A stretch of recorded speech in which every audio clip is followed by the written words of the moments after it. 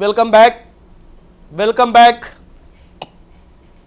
So now listen, see the total capital structure of the company is authorized capital and issued capital and subscribed capital and called up capital and paid up capital and reserve capital. So reserve capital means is an uncalled capital, and this capital we are issuing only at the time of the company is facing the problem like a financial crisis. Normally at the time of winding up, so this type of reserve capital we are issuing. Okay, now come to the point. So my point is, what are the different terms for issue the shares? First point is at par value or at a discount or at a premium. So here one point is coming. What are the main purpose for collecting premium? The main objectives for collecting a premium. So this part is coming under section 78 of the Companies Act 1956. You can see the monitor, the utilization of security premiums. So what is the purpose for collecting more money from the shareholder? So you can see, in order to meet the preliminary expenses and to give a commission to brokers and underwriters, or in order to redeem the shares and in order to providing the premium payable on the redemption of redeemable preference shares, etc., etc. So once again you can see, or in purchase its own debentures and also writing of the preliminary expense of the company and issuing fully paid bonus shares to the members, and also to meet preliminary expenses or to give a commission to brokers or underwriters, or in order to redeem the shares with a premium. So that is why we are utilizing this amount. So this part is coming under section 78 of the Companies Act and 1956. And also another point, so you can see the shares can be issued at par value, or shares can be issued at a discount, or shares can be issued at a premium. Then another very important point is, so what is the circumstance, what are the conditions for issue the shares at a discount? Do you think that all the companies or at any time you can issue the shares at a discount? So it is not possible. So what are the circumstances and what are the procedure for issue the shares at a discount? And also you can see it should be authorized in the articles of association, and also a special resolution should be passed by the company, and also we should take a special consent, a prior consent from company law board, and also that discount should not be more than 10% of the nominal value of the shares, and these are sanctioned by the central government. These are the conditions for issue the shares at a discount. And also you can see that the company should complete at least 1 year for issuing the shares at a discount. So the company should complete at least 1 year. After getting the commencement certificate, only those company can issue the shares at a discount. So these are the conditions for issue the shares at a discount. Now look at the point, a monitor. So we can issue the shares at par value, or the shares can be issued at a discount, or shares can be issued at a premium. Then again another point is, so what do you mean by minimum subscription? So what do you mean by minimum subscription? You know, after issue the prospectus, within 120 days the company or the board of directors or the company should collect the minimum subscription. The minimum amount of capital should be collected by the company by way or on account of share application. So that is what is called a minimum subscription. So within 120 days after issuing the prospectus, within 120 days they are supposed to collect minimum subscription. If the company is unable to collect this minimum subscription within this stipulated period, whatever the amount collected by the company should be returned to the applicants with interest. See, all of you please listen this or not on this point. The minimum subscription means after issuing the prospectus, within 120 days the company should collect the minimum amount of capital, or the minimum amount of capital should be collected by the company by way of application.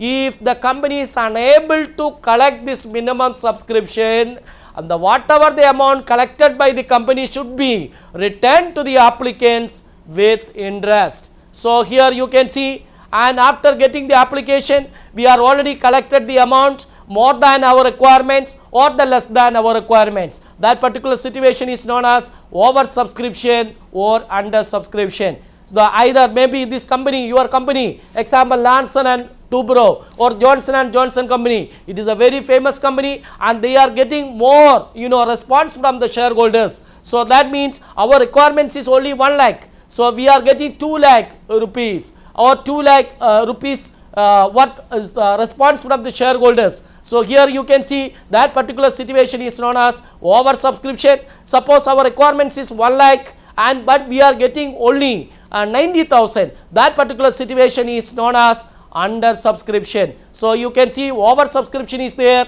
and under subscription is there. So the company cannot issue more than their requirements, and there we are applying the doctrine of pro rata. You know, you heard about the pro rata problems. So for the students level it is little tough. So what do you mean by how we are adjusting this over subscription? You know, the company's requirements is only 1 lakh. So we are receiving more 2 lakh. So what about this 1 lakh? Either the company can reject or they are internally adjusting. So that particular situation or that particular doctrine is known as the pro rata adjustment. Pro rata adjustment. Now listen, then one more thing is there. When we are issuing the shares and also when we are sending a letter to the different applicants, some of the shareholders are paying they are not paying calls money, or some of the shareholders are paying calls money in advance. That particular point also all of you please note down. So some of the shareholders are paying calls money in advance and some of the shareholders are not paying money in time. So that particular situation is known as calls in advance and calls in arrears. So let me continue one by one. So first of all we are issuing the prospectus, and also the terms of issue the shares are at par value or a premium or a discount, and what is the purpose for issue the shares at a premium, section 78, and what are the conditions for issue the shares at a discount, and section 79, and what you mean by minimum subscription, and what you mean by over subscription, and what you mean by under subscription, what is calls in arrears and calls in advance. So these are the preliminary points should be noted by all my students. So when we are analyzing, when we are doing the problems, try to understand what is calls in arrears and what is calls in advance, and what about the pro rata adjustment, and what is forfeiture of shares. These all points you should consider theoretically, then we can come to the practical side. And also after sometimes the company is unable to allot the shares to different applicants, they are sending a letter to the different applicants. That is what is called the letter of regret. So we are issuing a letter of regret to different applicants. The company is not able to allot the shares to the different applicants. Okay, now first procedure is known as application and the second procedure is known as allotment. Now listen, first of all we are filling the application, we paid application money to the bank. You know, particular period is there, maybe the redemption, the application time is for 1 or 2 months. After 2 months, whatever the application money is collected by the bank on behalf of the joint stock company, that money transferred to the board of directors. And board of directors, this is the duty of the board of directors, or on behalf of the company, the board of directors are scrutinizing each and every application and they are sanctioning shares to the different applicants. See the point. The second procedure, it is the duty of the board of directors to verify the application and sanctioning shares to the different applicants or allotting shares to different applicants, and this is what is called the allotment of shares. If under any circumstances the company is not able to allot the shares to any applicants, they are sending a regret letter.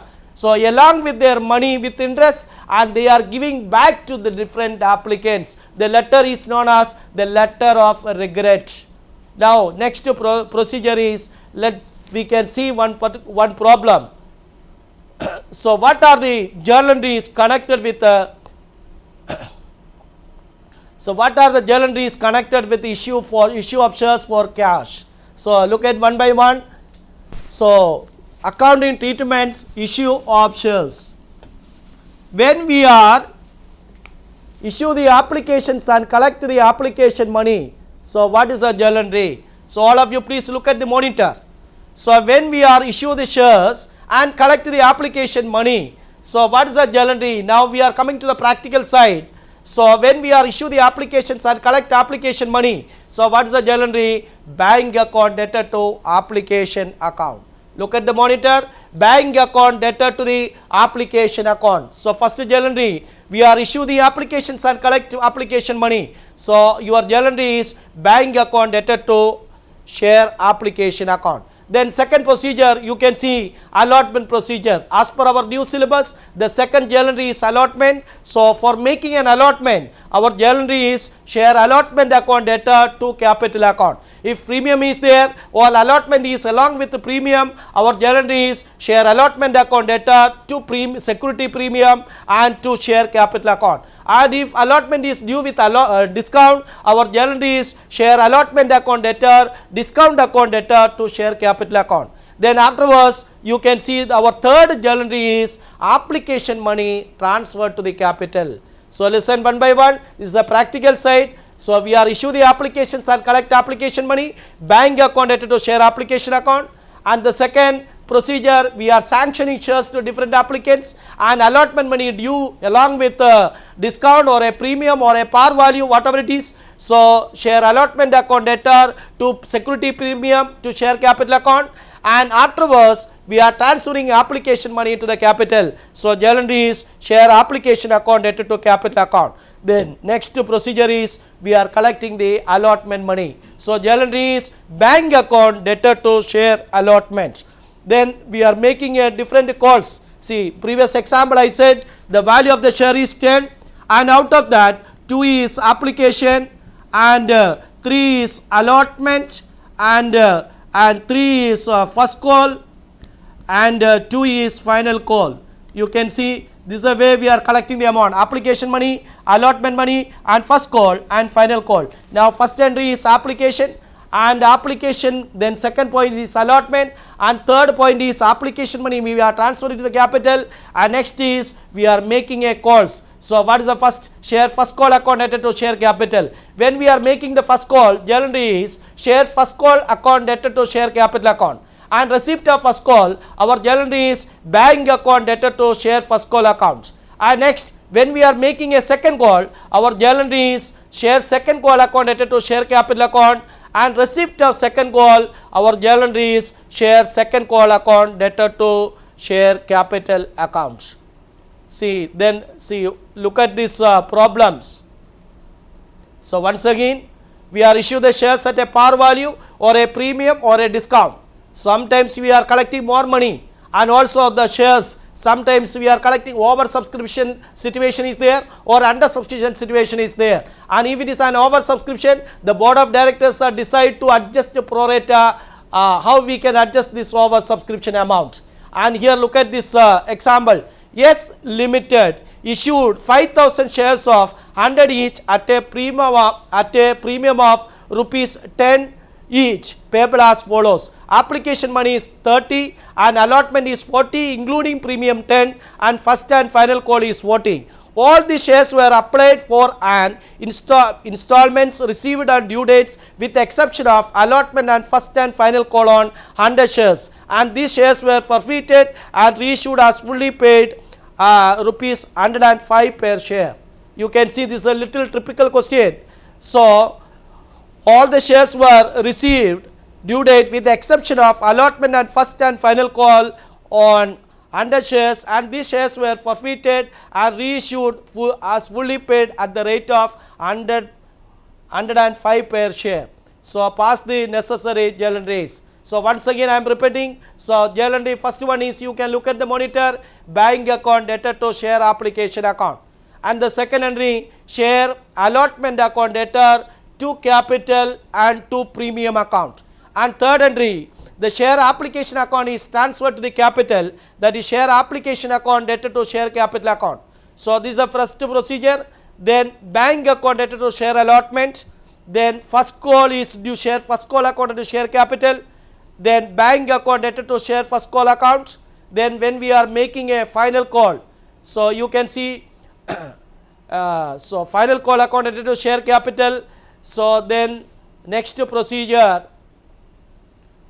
suppose when we are issuing these shares, some of the shareholders are not paying shares, or they are not paying allotment money, or they are not paying first call or final call, after giving a due notice, some of the shareholders are not paying this calls money in time or as per our schedule. What is the procedure?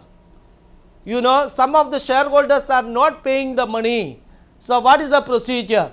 So normally the company board of directors are giving a due notice to the particular shareholder. That means they are giving 14 days notice we are giving to the shareholder, and after 14 days we are not getting any response from the shareholders, that particular shares may be cancelled by the company. This procedure is known as forfeiture of shares.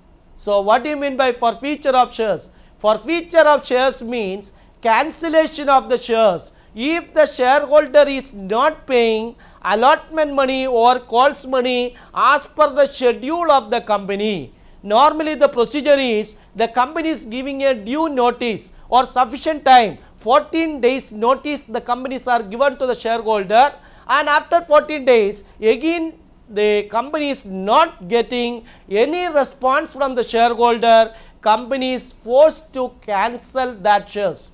That procedure is known as forfeiture of shares. So what do you mean by forfeiture of shares? Forfeiture of shares means normally or according to the usage and custom. So forfeiture of shares means cancellation of shares. Forfeiture of shares means the cancellation of shares.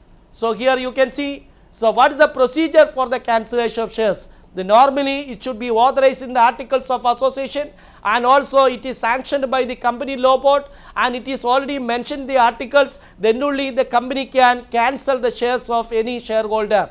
The procedure, they are sending a notice and we are not getting any response. So that is why the board of directors or company is forced to cancel that particular shares. That is what is called the forfeiture of shares. So what is the procedure for forfeiture of shares? You can see the accounting treatments. Once the share was issued at par value, or once the share was issued at a premium, once the share was issued at a discount. And see, look at the monitor, the forfeiture of shares issued at par value. So what is the entry? Share capital account debtor to calls in arrears and to forfeiture account. You can see nowadays as per the new syllabus, we are not using the word allotment and calls, and we are using the word is known as calls in arrears. So share capital account debtor to calls in arrears and to forfeiture account. And also once the share was issued at a premium and premium not been received, so our entry is so share capital account debtor and securities premium account debtor to calls in arrears and to forfeiture. Then again next point, the forfeiture of shares at a discount. So our journal entry is share capital account debtor and share capital account debtor to discount to calls in arrears and to forfeiture. Once again I will repeat all the points. So what do you mean by forfeiture of shares? If the shareholder is not paid calls money in time as per the schedule, and that particular share may be cancelled by the board of directors, so that is what is called forfeiture of shares. So all of you please, once again I will revise once again. So how the joint stock companies are collecting the necessary capital? You know that the companies are collecting the capital by issuing the different classes of shares and debentures, and shares can be issued at par value or a premium or at a discount. The procedure which is followed by the companies, they are issuing the prospectus, and after reading the prospectus, and the shareholders are investing their money by taking the shares. The procedure is, you know that, application and allotment and making calls, and that is the way they are collecting the shares from the different investors or different shareholders. See, after paying the money, and the shareholders are getting a share certificate. You know that after paying this share value, you know, normally companies are giving a share certificate to the shareholders, and this certificate is known as, it is a conclusive evidence that the shareholder is entitled to get dividend from the company, and this is what is called, the shareholder is getting a conclusive evidence that they are the shareholders of the company. You can see the specimen of share certificate, so which is issued by the company. So this is the specimen of share certificate which is issued by the company. So now this is the time for winding up. So again this chapter will continue next week. So once again thank you very much for my NTV viewers and parents and my dear students. Thank you very much.